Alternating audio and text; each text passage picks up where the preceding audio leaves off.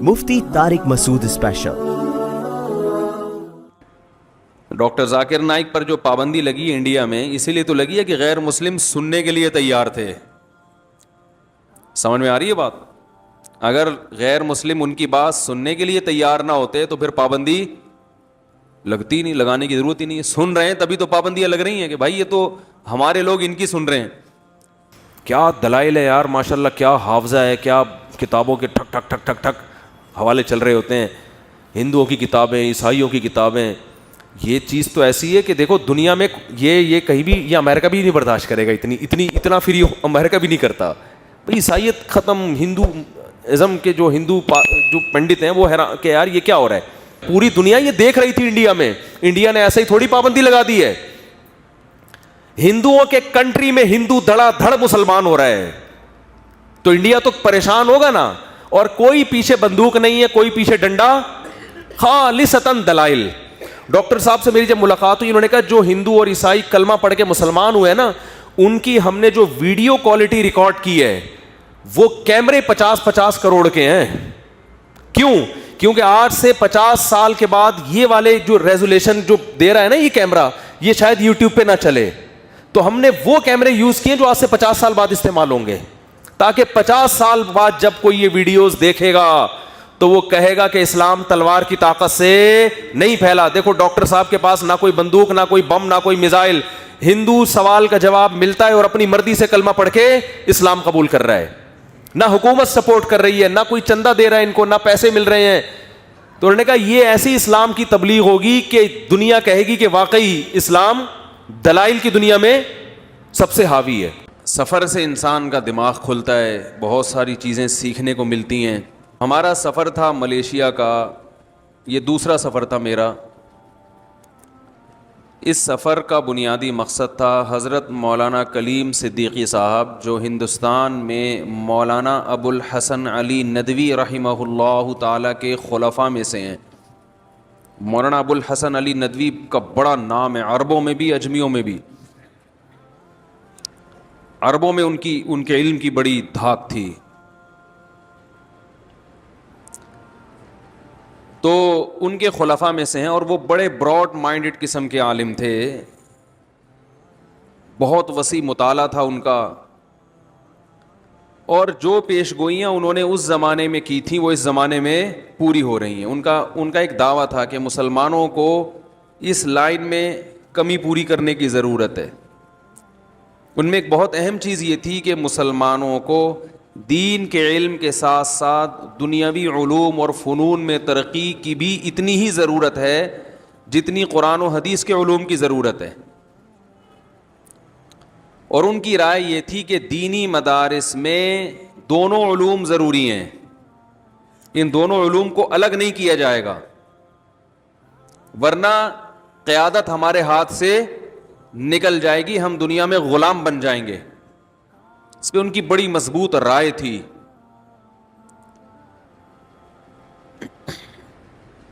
तो उनके शागिर्दों में से हैं हज़रत मौलाना कलीम सिद्दीकी साहब। बहुत अरसे से तमन्ना थी कि उनसे मुलाकात की जाए, क्योंकि वो गैर मुस्लिमों में तबलीग के हवाले से काफ़ी काम कर रहे हैं।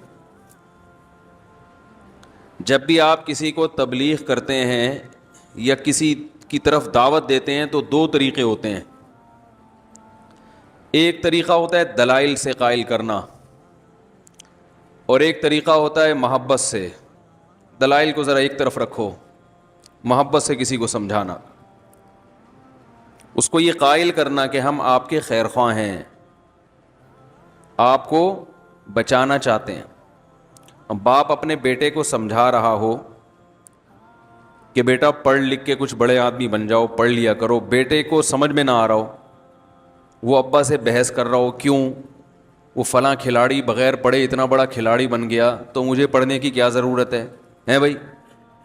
वो फ़लाँ आदमी इतना बड़ा अदाकार बन गया तो मुझे पढ़ने की क्या ज़रूरत है? तो बाप फिर ऐसे मौके पे कहता है, बेटा तुम में अभी दलील समझने की सलाहियत नहीं है, तुम बस इतना समझ लो कि मैं बाप हूँ और बाप औलाद के लिए हमेशा अच्छा सोचता है। क्या ख्याल है?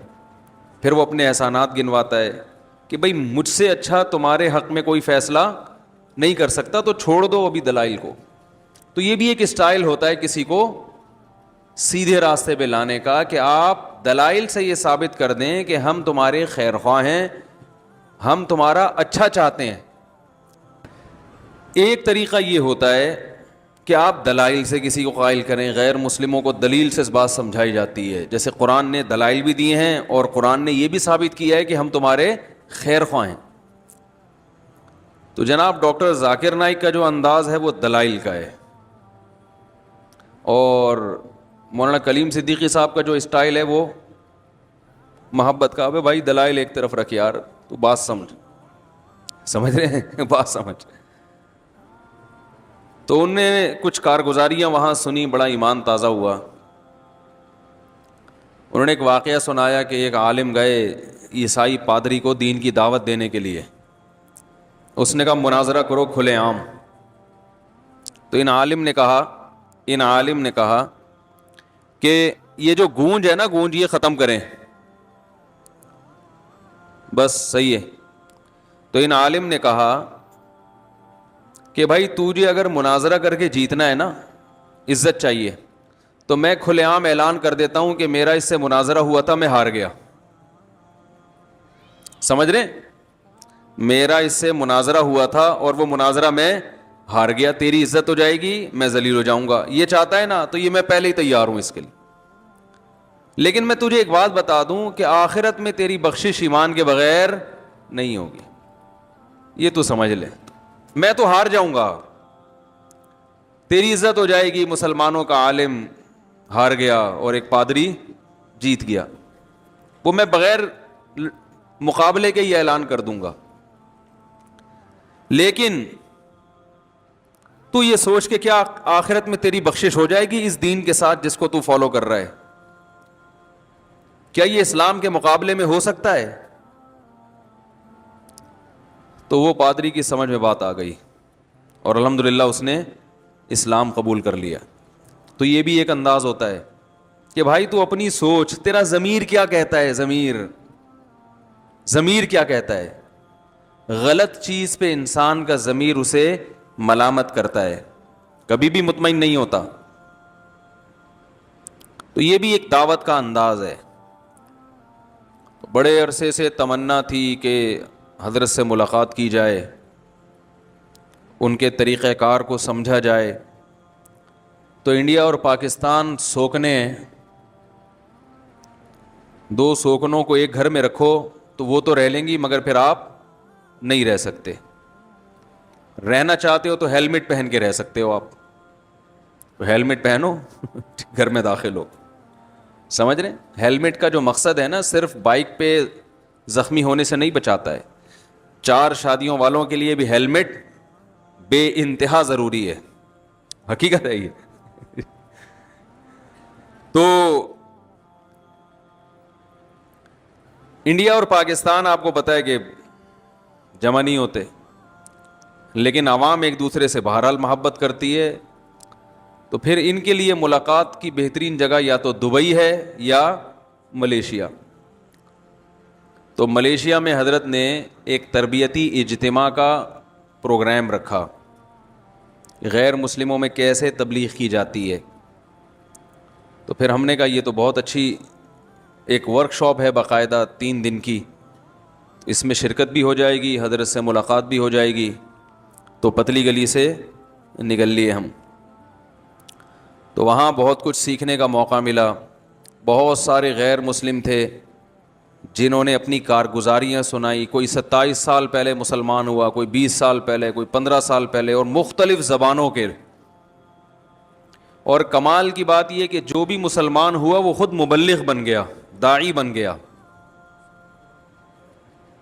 میں نے تو ایک ہی انٹرویو نشر کیا تھا, واقعی تو بہت سارے تھے. بہت ساروں نے انٹرویو اس لیے نہیں دیے کہ ان کے لیے پھر مسائل کھڑے ہو سکتے تھے, ورنہ ایسی زبردست کارگزاریاں تھیں کہ ان کو اگر سنایا جائے, ان کے انٹرویو انہی کی زبان میں اگر سنایا جاتا تو ایمان تازہ ہو جاتا ہے انسان کا. تو وہ غیر مسلموں میں گشت بھی کرتے ہیں. ہم نے کہا چلو تبلیغی گشت تو ہم نے دیکھا ہے, یہ والا بھی دیکھ لیتے ہیں. تو اس کا ایک خاص طریقہ ہوتا ہے کہ بھائی جو بھی جان پہچان والے ہیں غیر مسلم، ان سے ٹائم لیا، ان کے پاس گئے، تو جو متکلم تھے انہوں نے جو متکلم تھے وہ وہی تھے جو پہلے غیر مسلم تھے پھر مسلمان ہوئے تھے، کیونکہ وہ ان کی زبان زیادہ اچھی طرح جانتے. وہ ہندی الفاظ جو ہے نا، ہم تو نہیں جانتے نا ہندی کے پورے وہ چمتکار جانتا ہوں بس میں، ایک چمتکار اور دو چار ایسے الفاظ. تو وہ جب انہی کی زبان میں بات کرتے ہیں تو ایک طبیعت مائل ہوتی ہے کہ یار یہ تو ایک سکھ تھے جو مسلمان ہوئے، انہوں نے بتایا کہ میں جب سکھوں میں تبلیغ کے لیے گیا تو میں نے انہی کے ساری ٹرم استعمال کی، تو وہ حیران ہو گئے کہ یہ حلیہ تو تمہارا مسلمانوں جیسا لگ رہا ہے اور بات چیت بالکل ہماری. تو بات سننے کے لیے تیار ہوتا ہے انسان. وما ارسلنا من رسول الا بلسان قومه ليبين لهم، فرمایا ہم نے جو پیغمبر بھی بھیجا انہی کی قوم میں سے بھیجا ہے. بلسان قومه، انہی کی قوم کی زبان دے کے بھیجا ہے. تو جس قوم کو تبلیغ کی جائے اسی کے لب و لہجے میں، اسی کی زبان میں اگر کی جائے گی تو فائدہ زیادہ ہوگا. یہ ایک اہم چیز ہے سیکھنے کو ملی. تو اس طرح سے تبلیغ کے لیے نکلتے تھے، ان کو جمع کر کے ان سے بات کرتے تھے. تو میں نے بھی ایک چیز نوٹ کی کہ غیر مسلم بات سننے کے لیے تیار ہیں، ان کو بتانے والا کوئی نہیں ہے.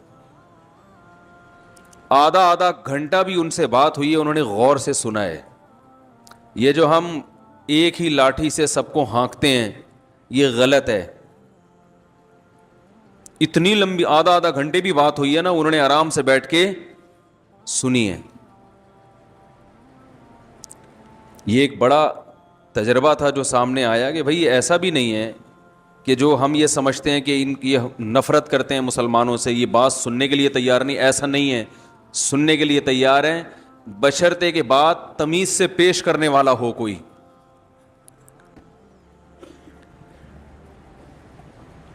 تو بہت نرم انداز سے، بہت محبت کے ساتھ ان کو سمجھایا جاتا، اسلام کا تعارف کروایا جاتا کہ بھئی ہمارے تمہارے درمیان قدر مشترک کیا ہے. سکھوں کو بتایا جاتا کہ تم بھی اصل میں ایک خدا کے ماننے والے ہو، ہم بھی ایک کے ماننے والے ہیں، تو پھر ایک ہی پہ آ جاؤ نا. کیا خیال ہے بھائی؟ اسی پہ آ جاؤ. تو پھر انہوں نے قرآنی آیات اور احادیث صحیحہ سے ایک سلیبس مرتب کیا ہوا ہے. وہ بھی فجر کے بعد اس کی بھی کلاسیں ہوتی تھیں.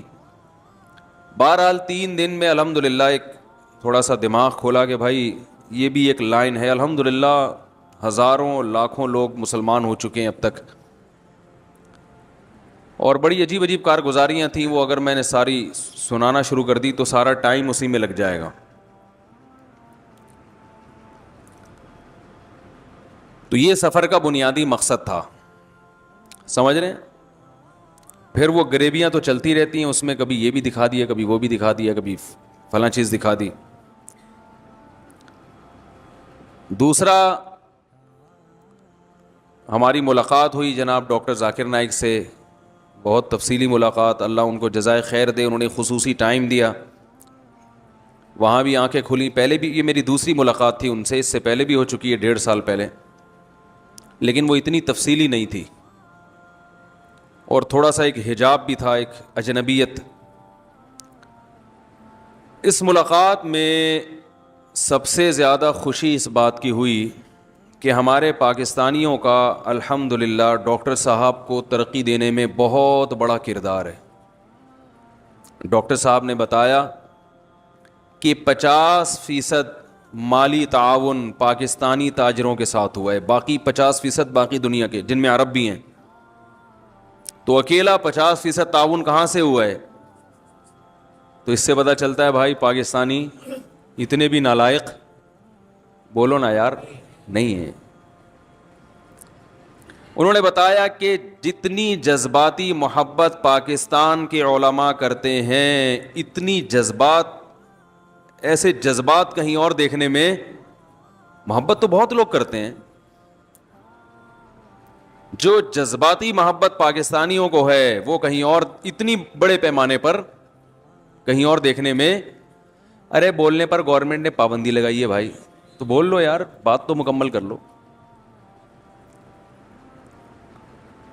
تو یہ بڑا اچھا امیج. تیسری چیز جو ہم نے اپنی آنکھوں سے دیکھی, ان کے ارد گرد بھی زیادہ تر پاکستانی ہیں, اردو بولنے والے. اردو سے مراد پورے پاکستان میں, چاہے وہ پنجاب سے ہوں, کے پی کے سے ہوں, لیکن وہاں جا کے تو سبھی اردو ہی بولتے ہیں نا. یہ بھی ایک بڑی اچھی بات ہے. تو اور کراچی کے بھی ہیں اسپیشل, یہیں کے کراچی کے خاص. یہ ایک بہت اچھی بات ہے پاکستانیوں کے لیے. یہ جو پاکستانیوں پہ فرقہ واریت کا تانا دیا جاتا ہے نا, فرقہ پرست فرقہ پرست فرقہ پرست, تو اتنے بڑے پیمانے پر ڈاکٹر صاحب کے ساتھ تعاون کرنا یہ فرقہ پرستوں کا کام, بولو بھائی, نہیں ہو سکتا. اسلام کی آواز اٹھائی, لوگوں نے ساتھ دیا, چاہے وہ ان کے مسلک سے ملتے ہوں یا نہیں ملتے ہوں. ان کے ساتھ رہنے والوں میں کچھ کوئی حنفی ہے, کوئی شافعی ہے, کوئی حنبلی ہے, کوئی سلفی ہے, سب ٹائپ کے لوگ ہیں اور اپنے اپنے مسلک پہ قائم ہیں. ایک بات خوب اچھی طرح سمجھ لیں, آج جو فرقہ واریت کو ختم کرنے کی کوشش جس اسٹائل میں کی جا رہی ہے, اس سے فرقہ واریت کم نہیں ہوگی بلکہ بڑھے گی. آج جو یوٹیوبرز ہیں نا, جو یوٹیوب پہ آ کے فرقہ واریت ختم کرتے ہیں اور قرآن و حدیث کا لیبل لگا کے کام کرتے ہیں, ان کا کہتے ہیں یہ حنفی غلط, یہ شافی غلط, یہ فلاں مسلک غلط. اس سے فرقہ واریت ختم نہیں ہوگی. وہ کہتے ہیں آؤ قرآن و حدیث پہ آ جاؤ, باقی سب کیا ہیں غلط. لیبل بہت اچھا ہے, لیکن اس سے سوائے اس کے کہ یہ ثابت کرنا کہ قرآن و حدیث پر میں ہوں باقی سارے غلط ہیں, یہ میسج جا رہا ہے, اس سے نفرتیں پھیلتی ہیں. آپ یہ بتائیں کہ میری رائے میں قرآن و حدیث کے مطابق مسئلہ یوں ہے, لیکن اس بارے میں ایک دوسری رائے بھی ہے جس کو فلاں لوگ فالو کر رہے ہیں, وہ بھی ٹھیک ہیں, میں بھی ٹھیک ہوں. نہیں آ رہی میرا خیال ہے بات. اس سے فرقہ پرستی ختم ہوگی. ڈاکٹر ذاکر نائک اس طرح سے فرقہ پرستی کے ختم کرنے کے قائل ہیں. اس طرح قائل نہیں ہے کہ ایک نیا فرقہ بنا دیں جس کا بعد میں نام نائکی فرقہ پڑ جائے یا ڈاکٹری فرقہ پڑ جائے. سمجھ میں آ رہی ہے بات؟ وہ حنفیوں کو بھی درست مانتے ہیں, وہ شوافے کو بھی درست مانتے ہیں, وہ حنابلہ کو بھی درست مانتے ہیں, وہ مالکیہ کو بھی درست مانتے ہیں, اور وہ اہل حدیث کو بھی درست مانتے ہیں اگر کوئی معتدل ہے. انہوں نے بتایا کہ پاکستان سے جو اہل حدیث میرے پاس ملنے کے لیے آتے ہیں بہت معتدل ہیں, ان کو اس پہ کوئی اعتراض نہیں ہے کہ کوئی حنفی ہے یا شافی ہے, وہ بھی ٹھیک ہے. اہل سنت والجماعت میں کوئی کسی بھی مجتہد کو فالو کرتا ہے تو وہ ٹھیک ہے. یہ کہنا کہ میں قرآن و حدیث اور وہ اندھا مقلد, یہ لیبل بہت اچھا ہے, اس سے سوائے امت میں آگ لگانے کے کچھ بھی حاصل نہیں ہوگا. بھائی ہم بھی قرآن و سنت کو فالو کر رہے ہیں, قرآن و سنت کی وہ تشریح جو آپ کر رہے ہیں ہم اس کو نہیں مانتے, وہ تشریح جو مجتہدین نے کی ہے اس کو مانتے ہیں. میں سمجھا پا رہا ہوں اپنی بات؟ فرقہ واریت کے خلاف ڈاکٹر ذاکر, میں دو پیغام خاص طور پر ڈاکٹر صاحب کے امت مسلمہ کو پہنچانا چاہتا ہوں. ایک, فرقہ واریت کے خلاف کیسے کام کیا جائے. دوسرا اس سے بھی اہم پیغام ہے جو میں دوسرے نمبر پہ دوں گا. پہلے میں اس ٹاپک کو مکمل کر لوں. ڈاکٹر صاحب کی جو رائے ہے اس میں فرقہ واریت ختم کرنے کا یہ طریقہ کہ میں ہی ٹھیک ہوں, یہ طریقہ درست بولو بھائی نہیں ہے, بلکہ ان کی رائے ہے کہ میں بھی ٹھیک ہوں. سمجھ رہے ہو؟ میں بھی ٹھیک ہوں. قرآن و سنت کی تشریحات میں اختلاف ہے, تو آپ کسی بھی رائے کو فالو کریں گے آپ قرآن و سنت ہی کو فالو کرنے والے کہلائیں گے. ہاں, بدعات کا اسلام میں کوئی جگہ نہیں ہے بدعت کے لیے, وہ کسی مجتہد کسی امام کا قول نہیں ہے. یہ جو بدعتیں ہو رہی ہیں نا, یہ تو بہت سی چیزیں امام ابو حنیفہ کے کھاتے میں ڈالی ہوئی ہیں, بہت سی چیزیں شوافے نے امام شافی کے کھاتے میں ڈالی ہوئی ہیں, تو وہ وہ تو کوئی بھی نہیں اس کو صحیح کہتا. ڈاکٹر صاحب نے مجھے بتایا کہ ان کی ڈاکٹر صاحب کی ریسرچ کے مطابق اس وقت دنیا میں اہل سنت والجماعت میں اس وقت بھی 50% فقہ حنفی کو فالو کرنے والے ہیں. 50% لوگ بولو بھائی فقہ حنفی کو فالو کرنے والے. اور پہلے تو یہ تعداد اور زیادہ تھی.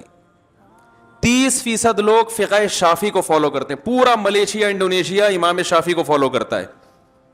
آپ نے یہ دعوت شروع کر دی کہ قرآن و حدیث پہ آ جاؤ, امام شافعی کو چھوڑ دو. لیبل بہت اچھا ہے, پیغام یہ جائے گا گویا امام شافعی قرآن و سنت کو فالو, یہ لیبل یہ پیغام جائے گا نا, میسج یہ جا رہا ہے کہ ہم فالو کر رہے ہیں, وہ فالو نہیں کرتے تھے.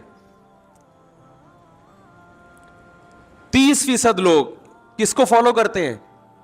امام شافعی کو.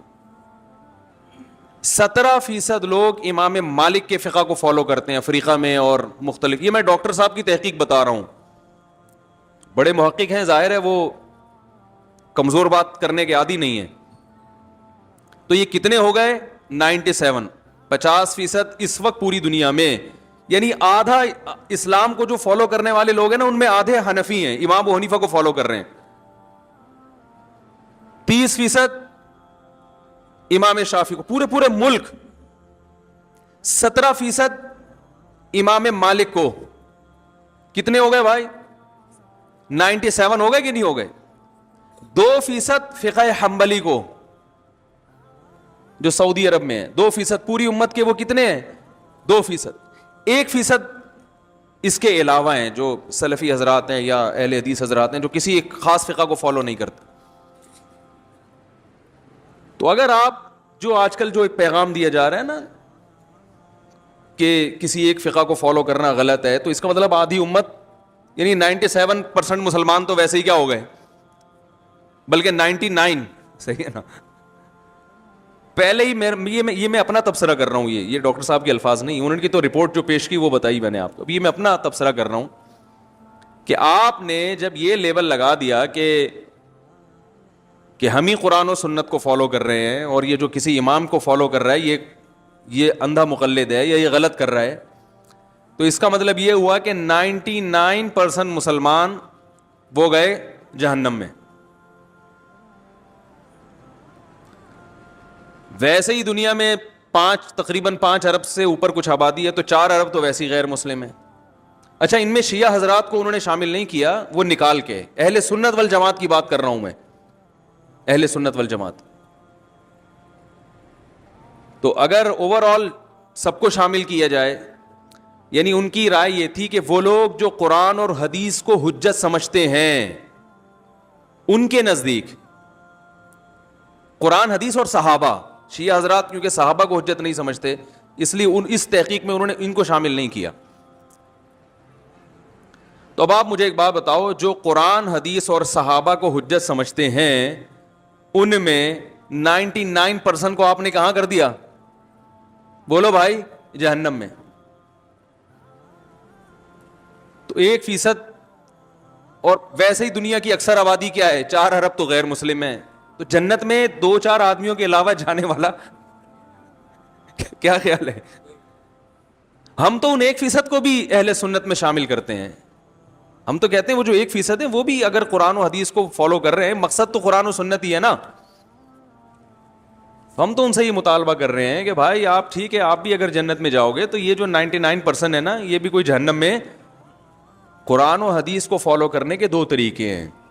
ایک یہ کہ آپ اپنی رائے پر اعتماد کریں, ایک یہ کہ آپ کہیں کہ میں جاہل ہوں, میں اس مجتہد کی رائے کو فالو کروں گا جو تابعین تبع تابعین کے دور میں سے تھے اور ان کی عقل و فراست ہم سے زیادہ, انہوں نے صحابہ تابعین تبع تابعین کو نمازیں پڑھتے ہوئے دیکھا ہے, وہ حدیث کی سند کی تحقیق آج کی نسبت ہم سے اچھی کر سکتے تھے. اس وقت تو سندیں 1-2 راویوں کے بعد نبی تک پہنچ جاتی تھی, وہ حدیث کو ہم سے زیادہ جانتے تھے. تو یہ اندھی تقلید نہیں ہے. اندھی تقلید یہ ہوتی ہے کہ جس کی تقلید کر رہے ہو اسی پر اطمینان نہ ہو آپ کو.